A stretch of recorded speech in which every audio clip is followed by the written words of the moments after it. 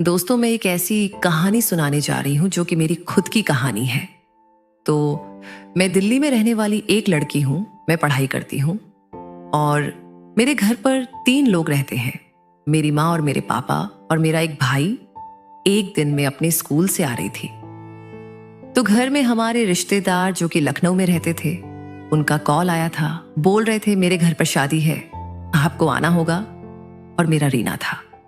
तो मेरे रिश्तेदार बोल रहे थे कि रीना को भी साथ लेकर आना है। 18 तारीख को शादी थी। तो मैं और मेरी माँ दोनों लोग 17 तारीख को वहां पर पहुंच गए थे। शादी होने के बाद सब कुछ ठीक चल रहा था और मेरे रिश्तेदारी में एक लड़का था जो कि ठीक ठाक था।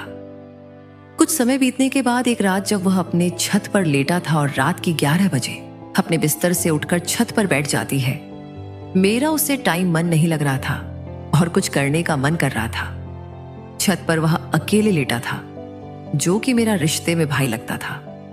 तो मैं अपने मन को बहुत समझाया और नहीं, मन तो मैं धीरे से अपने रिश्तेदार के लड़के की बिस्तर पर लेट जाती हूँ। उससे टाइम वह सो रहा था जब मैं उसके बिस्तर पर लेटी।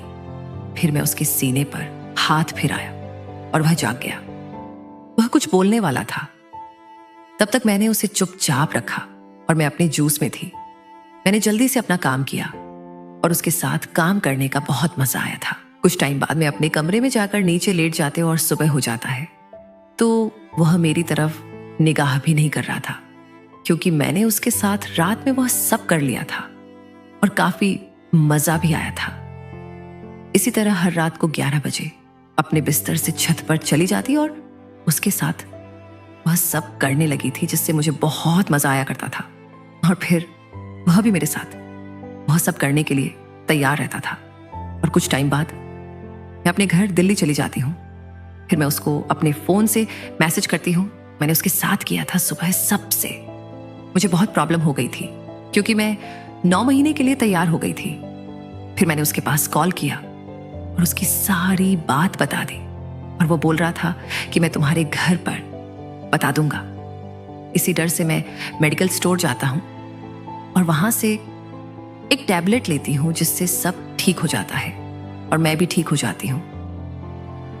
दोस्तों, इस कहानी को सुनकर आपको कैसे लगा कमेंट में जरूर बताना और मेरी कहानी सुनाने के लिए हमारे चैनल को सब्सक्राइब और वीडियो को लाइक करना। मिलती हूँ किसी नई वीडियो के साथ। तब तक के लिए धन्यवाद दोस्तों।